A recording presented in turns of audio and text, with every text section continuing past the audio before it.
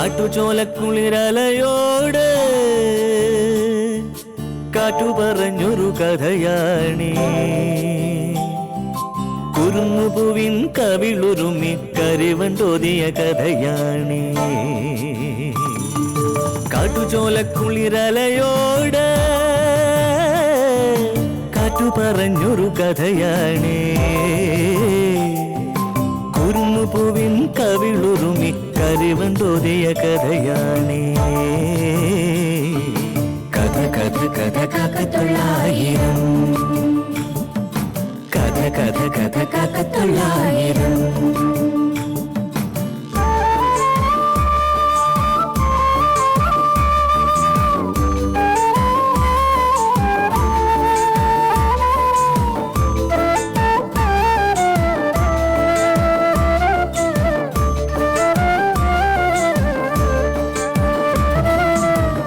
കടലിന്റെ തീരത്ത്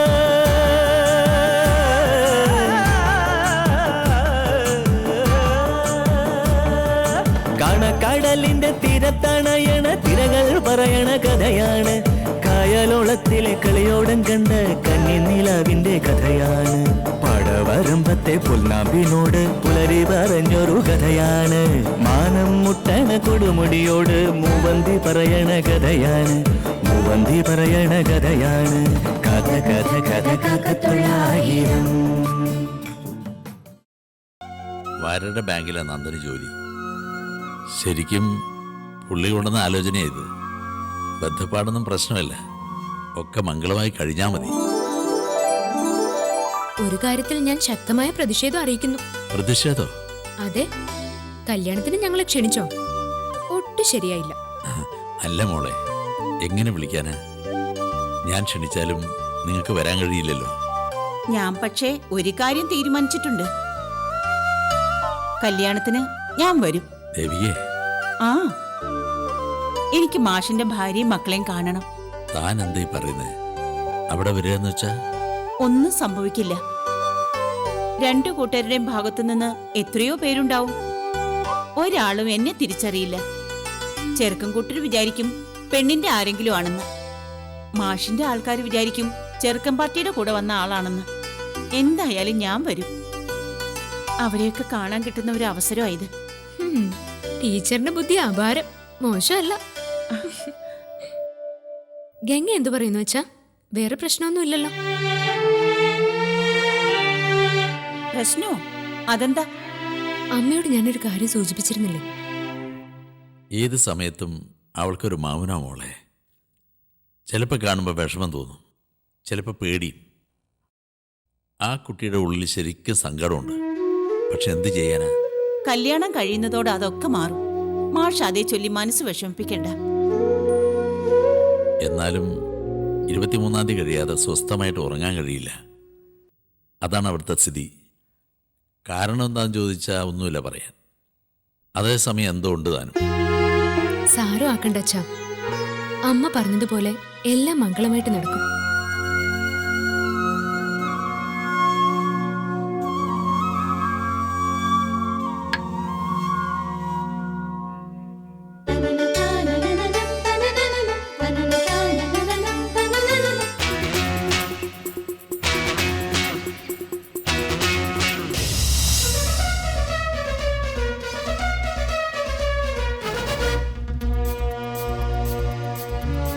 ഹലോ, നീ എവിടെയാ? പിന്നിലേക്ക് നോക്ക്. ആ, എത്തിയോ? വാ.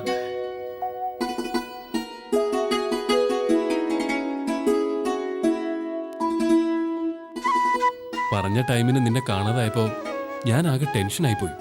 ഇനിയിപ്പോ വീട്ടു തടങ്കലിലായിപ്പോയെന്നൊന്നും അറിയാൻ പറ്റില്ലല്ലോ. പിന്നെ ഫോൺ ചെയ്യാന്ന് വെച്ചാ എനിക്കാകെ ഒരു ഭയം. വീട്ടിലടച്ചിടാൻ ഒരു നീക്കം ഉണ്ടായിരുന്നു അമ്മയുടെ ഭാഗത്തുനിന്ന്. അച്ഛനാ ഇടപെട്ട് തടഞ്ഞത്. ഇപ്പോഴത്തെ അവസ്ഥ എന്താ? കല്യാണം കല്യാണം, അത് മാത്രം എല്ലാവരുടെയും ചിന്ത, ഞാൻ ഒരാൾ ഒഴികെ. അല്ല, ഇപ്പൊ സംശയം എന്തെങ്കിലും ഉണ്ടോ? ഇല്ലെന്ന് തോന്നുന്നു. അച്ഛന് സംസാരിക്കാൻ എന്നും ഒരു വിഷയം ഉണ്ടാവും. കൂട്ടത്തിൽ സ്ഥിരം പല്ലവിയും കഴിഞ്ഞതെല്ലാം മറക്കണമെന്ന്. മുംബൈ യാത്രയുടെ വിശേഷങ്ങൾ പറ. വിളിച്ചപ്പോ പറഞ്ഞതിനപ്പുറം ഒന്നുമില്ല. ഒരു ഫോർമാലിറ്റി അല്ലേ കഴിഞ്ഞുള്ളൂ. ഇനി എന്തായാലും ഒരുപാട് സമയം പിടിക്കും. ഗൾഫിലെ ജോലിയുടെ കാര്യം ഉറപ്പല്ലേ? ഇപ്പം നിന്നെ കാണണമെന്ന് ഞാൻ പറഞ്ഞത് മറ്റൊരു കാര്യത്തിന്. അതെന്താ? തൽക്കാലം നിനക്കൊരു ജോലിക്കുള്ള സാധ്യത ഞാൻ കണ്ടുവച്ചിട്ടുണ്ട്. എനിക്കോ? ആ, മിക്കവാറും അത് ശരിയാവും. പിടിച്ചു നിൽക്കാനൊരു താങ്ങ് അങ്ങനെ കണ്ടാ മതി. തിരുവനന്തപുരത്താ സംഗതി. കാര്യം ശരിയായ ഞാൻ അറിയിക്കാം. നീ വീട്ടിൽ നിന്ന് ഇറങ്ങാൻ തയ്യാറായിരിക്കണം. ഗിരി എപ്പോ പറയുന്നു? 10 മിനിറ്റിനുള്ളിൽ ഞാൻ ഇറങ്ങിയിരിക്കും. പറയാൻ എളുപ്പമാ. കയ്യും വീശിയല്ല വരേണ്ടത്. സർട്ടിഫിക്കറ്റുകളെല്ലാം വേണം. പിന്നെ അത്യാവശ്യത്തിനുള്ള കുറച്ച് ഡ്രസ്സും. ഞാൻ റെഡിയാണ് ഗിരി. വേറൊരു പ്രശ്നമുണ്ട്. സോളമന്റെ പപ്പ ട്രീറ്റ്മെന്റിനായി അവിടെ വരുന്നുണ്ട്. അതുകൊണ്ട് താമസം അവിടെ പറ്റില്ല. പിന്നെന്ത് ചെയ്യും? ഞാൻ നോക്കുന്നുണ്ട്. ഏതെങ്കിലും ഹോസ്റ്റൽ ഒത്തുകിട്ടിയാൽ നന്നായിരുന്നു. പക്ഷേ ആരെങ്കിലും പരിചയക്കാർ റെക്കമെൻഡ് ചെയ്യാതെ ഇപ്പൊ ആരും മുറി തരില്ല. സോളമൻ ഹെൽപ്പ് ചെയ്യില്ലേ? ഏയ്, ഈ വിവരമൊന്നും ഞാൻ അവനോട് പറഞ്ഞിട്ടില്ല. ഞാൻ നിന്നെ വിളിക്കുക പോലും ചെയ്യരുതെന്ന സോളമന്റെ ഉപദേശം. ചില കാര്യങ്ങളിൽ അവൻ കാരണവന്മാരെ പോലെ പഴഞ്ചന. അതുകൊണ്ട് തന്നെ നമ്മുടെ ഇപ്പോഴത്തെ നീക്കങ്ങളെപ്പറ്റി അവനോട് ഒരു വാക്ക് പറയാനോ ആലോചിക്കാനോ ഒന്നും പറ്റില്ല. ജോലിയും താമസവും മാത്രം ശരിയായ മതിയോ? നമ്മൾ രണ്ടാളും രണ്ടിടത്തായി കഴിയാനാണെങ്കിൽ ഞാൻ എന്തിനാ വീട്ടിൽ നിന്ന് ഇറങ്ങി വരുന്നത്? പറയട്ടെ, പാരലായി നമ്മുടെ രജിസ്റ്റർ മാരേജിനെ കുറിച്ച് ഞാൻ ആലോചിക്കുന്നുണ്ട്. കൂടുതൽ ആലോചിച്ച് സമയം കളയാനില്ല. തീയതി അറിയാലോ, 23rd. അറിയാം. അതിനു മുമ്പ് എല്ലാം നടക്കണം. ജോലി, താമസ സൗകര്യം, രജിസ്റ്റർ മാരേജ് ഇത്രയും നടത്തിയിരിക്കണം. യുദ്ധകാല അടിസ്ഥാനത്തിൽ നീങ്ങിയെങ്കിലേ എല്ലാം നടക്കുകയുള്ളൂ. ഗിരിയുടെ വീട്ടിൽ എന്ത് പറയുന്നു? സുനന്ദയ്ക്ക് പോലും ഒരു സൂചനയും കൊടുത്തിട്ടില്ല. ഒരാളും ഇപ്പോഴൊന്നും അറിയണ്ട. അവരെല്ലാരും ഞാൻ ഗൾഫിൽ പോകുന്നത് സ്വപ്നം കണ്ടിരിക്കുക. എന്റെ സ്വപ്നം എന്താന്ന് അവര് മനസ്സിലാക്കുന്നില്ലല്ലോ. ഗിരി ഈ പറഞ്ഞതുപോലെയൊക്കെ നടക്കോ? എന്താ സംശയം? റിസ്ക് ഉള്ള കാര്യമാ. എന്ത് സംഭവിച്ചാലും നേരിടാൻ നീ ഒരുക്കാണോ? 100%. ജീവിക്കാനായാലും അതല്ല മരിക്കാനായാലും ഞാനുണ്ട് കൂടെ. അത് മതി.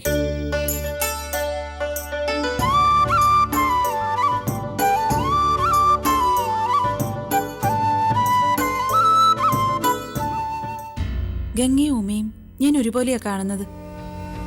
അതുകൊണ്ടാ നിന്നോട് ചോദിക്കുന്നത്. നിങ്ങൾ തമ്മിൽ നല്ല കൂട്ടാണെന്നും എനിക്കറിയാം. നമ്മുടെ വീടുകൾ തമ്മിൽ എല്ലാം കൊണ്ടും നല്ല അടുപ്പത്തിലാണെന്നും ഞാൻ പറയാതെ ഉമ്മയ്ക്ക് അറിയാമല്ലോ. അച്ഛനെ സംബന്ധിച്ചിടത്തോളം ഏറ്റവും വലിയ സഹായം വാര്യർ സാറാ. മിക്കവാറും അക്കാര്യം പറയുന്നതും കേൾക്കാം. ഗീതേച്ചി ഇത്രയും ആമുഖം പറഞ്ഞു വരുന്നത് എന്തിനു വേണ്ടിയാ? ഗംഗയുടെ കാര്യ കുട്ടി. കല്യാണം അടുത്ത് വരുന്നതിന്റെ യാതൊരു ഭാവവും അവൾക്കില്ല. പരിചയമില്ലാത്ത ആരെങ്കിലും വന്ന് കണ്ട കല്യാണ പെണ്ണ് അവളാണോന്ന് പോലും സംശയിച്ചു പോവും. എന്താ അവളുടെ മനസ്സിൽ? ചേച്ചി എന്താ ഉദ്ദേശിക്കുന്നത്? നന്ദഗോപനുമായുള്ള വിവാഹത്തിന് അവൾക്ക് താല്പര്യമില്ലേ? ഉമ്മയോട് അത് വലുത് സംസാരിച്ചിട്ടുണ്ടോ?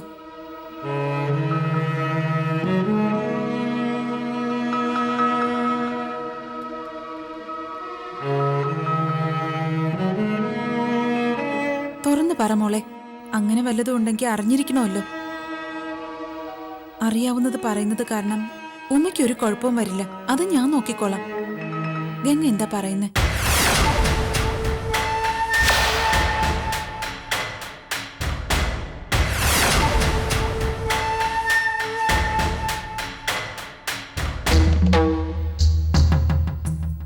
അങ്ങനെ പ്രത്യേകിച്ചൊന്നും പറഞ്ഞില്ല ഗീതേച്ചി. അവളുടെ ഉള്ളിൽ പ്രത്യേകിച്ച് എന്തെങ്കിലും ഉള്ളതായിട്ട് എനിക്ക് തോന്നിയിട്ടുമില്ല. നന്ദസാറിനെ ഇഷ്ടപ്പെടാതിരിക്കാൻ കാരണങ്ങളൊന്നും കാണുന്നില്ല. അഥവാ അങ്ങനെ വല്ലതും ഉണ്ടെങ്കിൽ ആലോചന തുടങ്ങിയപ്പോഴേ പറയാറുന്നല്ലോ. ഗീതേച്ചിക്ക് ഇപ്പോഴിങ്ങനെ ഒരു സംശയം തോന്നാൻ എന്താ കാരണം? കല്യാണം അടുത്ത് വരുന്നതിന്റെ ഒരു സന്തോഷമാവട്ടെ ഉത്സാഹമാവട്ടെ ഒന്നും ഗംഗയ്ക്കില്ല. കൂട്ടുകാരെ പോലും ക്ഷണിക്കാൻ മടി. അവൾക്ക് വേണ്ടി മാറ്റിവെച്ച ക്ഷണക്കത്തുകൾ ഇതുവരെ കൂട്ടുകാർക്ക് അയച്ചു എന്ന് പോലും സംശയമുണ്ട്. എല്ലാവരെയും ഫോണിൽ ക്ഷണിച്ചാണും SMS അയച്ചിട്ടുണ്ടാവും. ഇപ്പൊ അതാണല്ലോ ഫാഷൻ. എന്തായാലും ഉമ്മ ബുദ്ധിപൂർവ്വം അവളോടൊന്ന് സംസാരിക്കണം. എന്താ അവളുടെ ഉള്ളിലിരിപ്പെന്നറിയാലോ. ശരി ഗീതേച്ചി.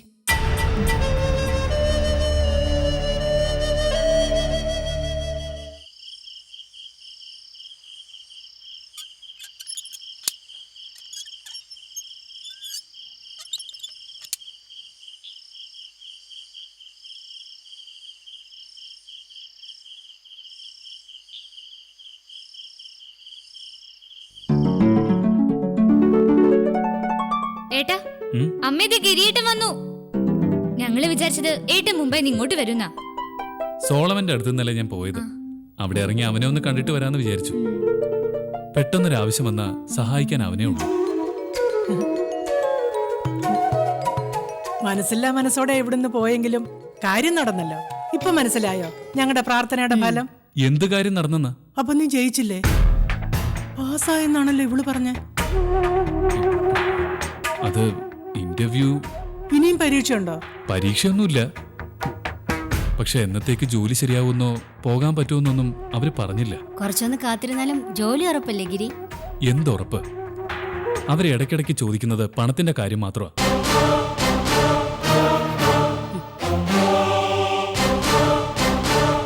വെറുതെ പോകേണ്ടിയില്ലായിരുന്നു ഇപ്പൊ തോന്നുക. പൈസ റെഡിയാണെങ്കിൽ ഉടനെ പോകാൻ പറ്റുമോ? പൈസ എന്ന് വെച്ചാൽ 5 or 10 അല്ല, 1 ലക്ഷം രൂപയാ. അതിവിടെ റെഡിയാണെങ്കിലോ? എന്താ? ഏട്ടന് ജോലിക്കുള്ള ആവശ്യത്തിനുള്ള 1 ലക്ഷം രൂപ നമ്മുടെ കയ്യിലുണ്ടെങ്കിലോ?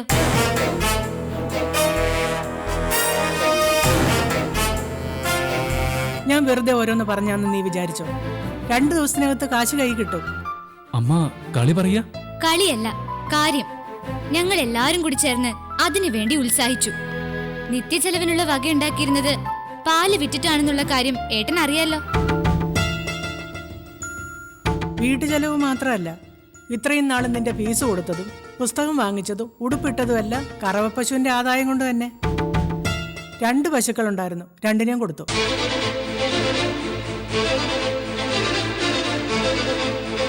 നമുക്കാർക്കെങ്കിലും മാറാരോഗാണെന്ന് പറഞ്ഞാലും കുലുങ്ങാത്ത അമ്മയാ. പശുക്കളെയും കിടാവിനെയും ആൾക്കാർ വന്ന് കൊണ്ടുപോകുന്ന കണ്ടപ്പോ വടക്കേ മുറ്റത്ത് ഇറങ്ങിയിരുന്ന് കരയുമായിരുന്നു. ഇപ്പൊ അതിന്റെ ഒന്നും ആവശ്യമില്ലായിരുന്നല്ലോ അമ്മേ. പിന്നെ പെട്ടെന്ന് നിന്റെ ആവശ്യത്തിനുള്ള പൈസ വേണ്ടി വന്ന ഓടിച്ചെവിടുന്നുണ്ടാക്കും? ആരെങ്കിലും ഉണ്ടോ 10 രൂപ തന്ന് സഹായിക്കാൻ? പശുവിനെ പിന്നെ വാങ്ങിക്കാം. ഇപ്പൊ ഇവിടെ വലുത് നിന്റെ ഉദ്യോഗക്കാരിയാ. നിനക്ക് കട്ടൻ ചായ മറ്റോ വേണോ? വേണ്ട.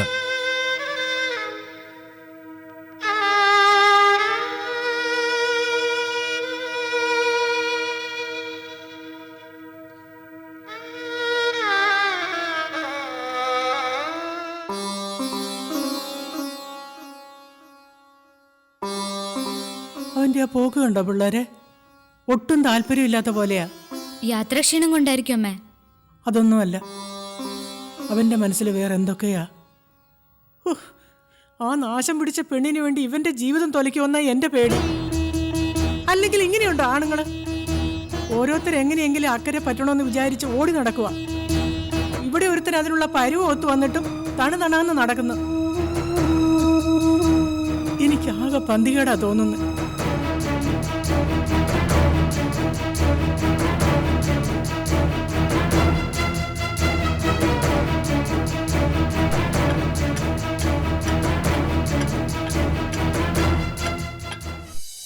ഇപ്പം എനിക്ക് എല്ലാം മനസ്സിലായി. നീ നിന്റെ തള്ളയും ഇളയ ആ ലവനാങ്കിയും കൂടി എന്നെ പറ്റിക്കായിരുന്നു. നിന്ന് തിരിഞ്ഞപ്പോഴേക്കും നിന്റെ അമ്മച്ചി ലക്ഷങ്ങളുണ്ടാക്കി. എങ്ങനെ? മാജിക് കൊണ്ട് കാശുണ്ടാക്കാൻ അവർ പ്രൊഫസർ മുതുകാട് ദാശായണിയമ്മയൊന്നല്ലല്ലോ. അപ്പോൾ അതിനുള്ള വക ഈ വീട്ടിലുണ്ടായിരുന്നു. എന്റെ മനുഷ്യ, 2 പശു ഉണ്ടായിരുന്നതിനെ വിറ്റ കാര്യം നിങ്ങളോട് പറഞ്ഞില്ലേ? പശുവോ ചാണകമോ എന്തോ ആയിക്കോട്ടെ, കാശുണ്ടായല്ലോ. അപ്പോൾ വിചാരിക്കണം. അതാണ് കാര്യം. 3-4 കൊല്ലമായിട്ട് ഞാനിവിടെ കിടന്ന് നക്ഷത്രക്കാലം എണ്ണുക. തരാമെന്ന് പറഞ്ഞ പൈസയുടെ 1/3 ഭാഗം പോലും തന്നില്ലല്ലോ. ഇതെന്ത് ന്യായം? ഇതെന്ത് നീതി? ഞാൻ നിങ്ങളുടെ ആരാ? ഭാര്യയാണോ? പിള്ളേരുടെ തള്ളയാണോ? ഈ പറഞ്ഞ 3-4 കൊല്ലത്തിനിടയിൽ എനിക്ക് നിങ്ങൾ 5 രൂപയുടെ വക ചെലവിന് തന്നിട്ടുണ്ടോ? 3 നേരം ശാപ്പാടടിച്ച് സുഖമായിട്ട് ഇവിടെ പറ്റിക്കൂടിയിരിക്കല്ലേ? സ്ത്രീധനെന്താ? ഇപ്പൊ ഈ നിമിഷം ഞാൻ സ്ഥലം വിട്ടേക്കാം. ഉണ്ടായിരുന്നെങ്കിൽ എന്നെ അത് നിങ്ങളുടെ മുഖത്ത് വലിച്ചെറിഞ്ഞാൻ എന്റെ അമ്മ.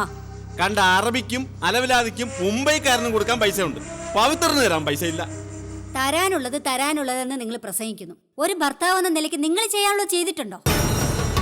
ഞാൻ എങ്ങനെ കഴിയുന്നു, പിള്ളേരെങ്ങനെ കഞ്ഞി കുടിക്കുന്നു എന്ന് നിങ്ങൾ ആലോചിച്ചിട്ടുണ്ടോ? ഹോ, നിങ്ങൾക്ക് തിന്നണം, കുടിക്കണം, കുറെ വീരവാദം മുഴക്കണം. നീ പ്രസംഗിക്കണ്ട. പ്രസംഗിക്കാനുള്ള അവകാശവും നിനക്കില്ല. കേരള ഇലക്ട്രിസിറ്റി ബോർഡിൽ ഉദ്യോഗസ്ഥനും സുന്ദരനും കുടുംബക്കാരനുമായ ഈ പവിത്രനെ മരുമകനായി കിട്ടിയത് ഭാഗ്യമാണെന്ന് പറഞ്ഞ സ്ത്രീയാണ് നിന്റെ ഈ തള്ള. അത് അമ്മയ്ക്ക് പറ്റിയ അബദ്ധം. അങ്ങനെയുള്ള എന്റെ ഈ അവകാശമാണ് ഞാൻ നിരന്തരമായി ചോദിച്ചുകൊണ്ടിരിക്കുന്നത്. ആദ്യം അവനവന്റെ ഉത്തരവാദിത്വം നോക്ക്, എന്നിട്ടാവും അവകാശത്തെ പറ്റി സംസാരിക്കുന്നത്. എന്നാ സുലോചന നീ വിപ്ലവകാരിയായത്? എങ്കിൽ വാ, ഞങ്ങളെ യൂണിയനിൽ ചേര്. ദേ നോക്ക്, അവസാനമായി ഞാൻ പറയുന്ന ലാസ്റ്റ് വാണിങ്ങ. നിന്റെ ആങ്ങളെ ഗൾഫിൽ പോകുന്നതിന് മുമ്പ് എനിക്ക് എന്റെ തുക കിട്ടണം. അല്ലെങ്കിൽ പാക്കണ്ടത്തിൽ പവിത്രന് പിന്നെ സുലോചന എന്നൊരു ഭാര്യ. നമ്മൾ തമ്മിലുള്ള എല്ലാ ബന്ധങ്ങളും അവസാനിക്കും. ഉറപ്പാണോ? ഉറപ്പ്. ഈ തീരുമാനത്തിൽ മാറ്റമില്ല. എന്നാ ആ പൈസ ഇപ്പോഴൊന്നല്ല, ഒരു കാലത്തും തരാൻ ഉദ്ദേശിക്കുന്നില്ല. എടി, നിങ്ങൾ ഇന്ന് എന്നെ ഉപേക്ഷിക്കുകയാണെങ്കിലേ ഞാൻ നിങ്ങളെ ഇന്നലെ ഉപേക്ഷിച്ചു. ദയവ് ചെയ്ത് ഇവിടെ നിന്ന് പോയി തന്നാ മതി. സുലോചനെ, നീ ആരോടാണ് എന്താണ് പറയുന്നതെന്ന് നീ ചിന്തിച്ചോ? ചിന്തിച്ചു. എനിക്ക് വേണ്ട നിങ്ങളെ. പോ, എങ്ങോട്ടെങ്കിലും പോ. ആഹാ, അത്രക്കായോ? നീ എന്നെ മനസ്സിലാക്കിയിട്ടില്ല. പവിത്രൻ ആരാണെന്ന് നിനക്ക് ഇപ്പോ ഞാൻ കാണിച്ചു തരാം. വെറുതെ വിടില്ല. അത് ശരി. പോയാൽ ഏതുവരെ നമുക്ക് അറിഞ്ഞൂടെ? ചോണയില്ലാത്തൊരു വർഗം ഭർത്താവാണ് പോലും.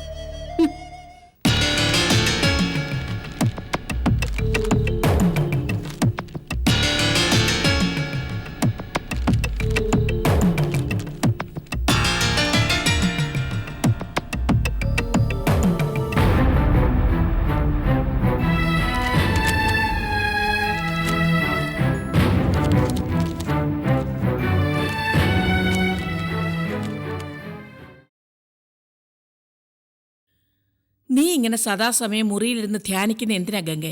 അവള് പിന്നെ എന്ത് വേണം? അല്ലെങ്കിൽ തന്നെ കല്യാണം നിശ്ചയിച്ചു കഴിഞ്ഞ പെൺകുട്ടികൾ അധികം പുറത്തിറങ്ങി നടക്കാൻ പാടില്ല. അതറിയില്ല നിനക്ക്? ഓ, എന്തു പറഞ്ഞാലും മാഷിനൊരു ന്യായം ഉണ്ടല്ലോ. ന്യായമല്ലാതെ പിന്നെ അന്യായം ഉണ്ടാവണത്? ഞാനൊന്നും പറയുന്നില്ല. എന്നാ ഞാൻ പറയുന്നു. മോളെ, നാളെ അതിരാവിലെ എഴുന്നേറ്റ് റെഡിയാവണം.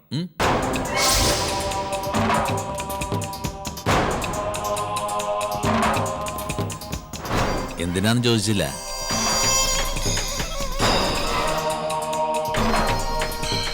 സ്വർണവും ഡ്രസ്സും എടുക്കാൻ പോകേണ്ട ദിവസമാണ്. രാവിലെ കഴിയുന്ന നേരത്തെ പുറപ്പെടണം.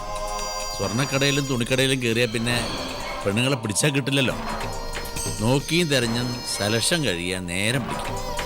പോരാത്തതിന് ഗീതയുണ്ട്. മിക്കവാറും കടയിൽ വെച്ച് അടികൂടേണ്ടി വരും. എന്തായാലും രാവിലെ തിരിക്കണം. മോള് നേരത്തെ കിടന്നു. നിങ്ങൾ പോയാൽ മതി. ഞാൻ വരുന്നില്ല.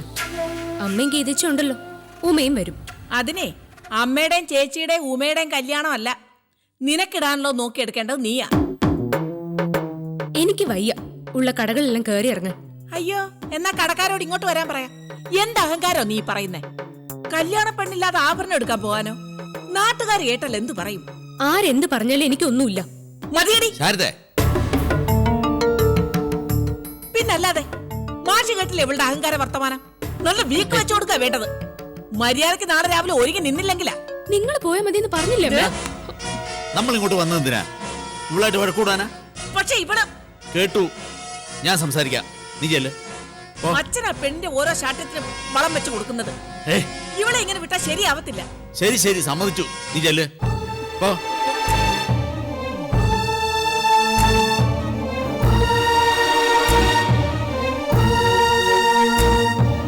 2 ദിവസമായിട്ട് അവളുടെ BP ശകലം കൂടുതലാണ്.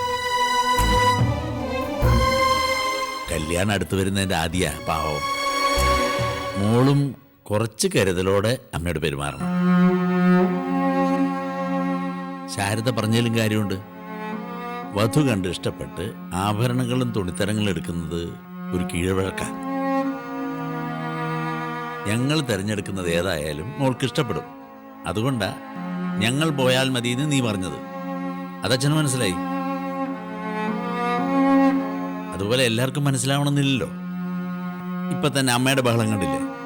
നമ്മൾ എന്തിനാ വെറുതെ ആവശ്യമില്ലാണ്ട് ആളുകളെ വിഷമിപ്പിക്കുന്നത്?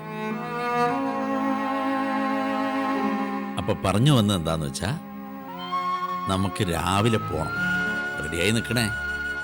എന്നാ മോള് കിടന്നോ, വൈകണ്ട.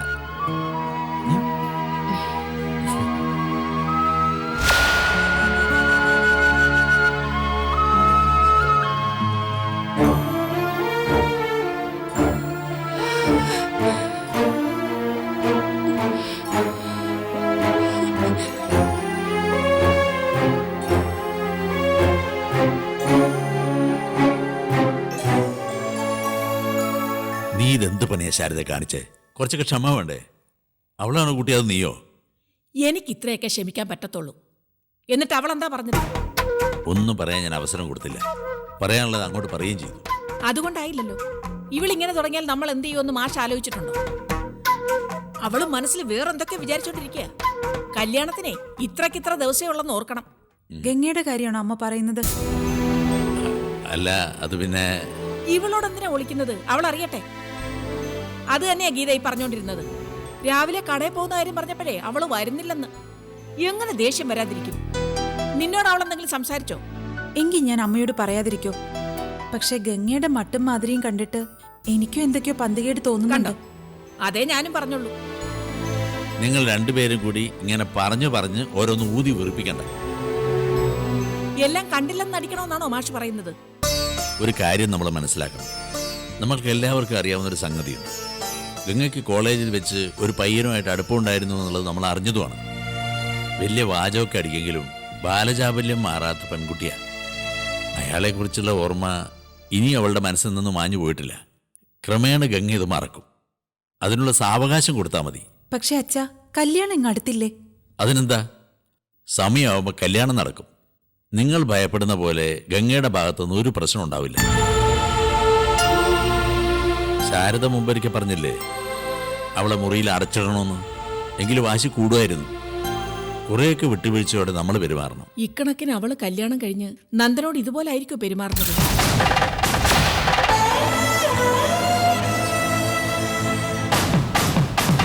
മക്കളെ, പ്രത്യേകിച്ച് പെൺമക്കളെ, ഒരച്ഛൻ എത്രമാത്രം സ്നേഹിക്കണം, അത് മുല്ലമുറ്റത്തെ മാധവൻ മാഷിനോളം വേണം. മക്കൾ, പ്രത്യേകിച്ച് പെൺമക്കൾ, അച്ഛനെ എത്രമാത്രം ആശ്രയിക്കണം, അത് മുല്ലമുറ്റത്തെ ഗംഗയോളം വേണം.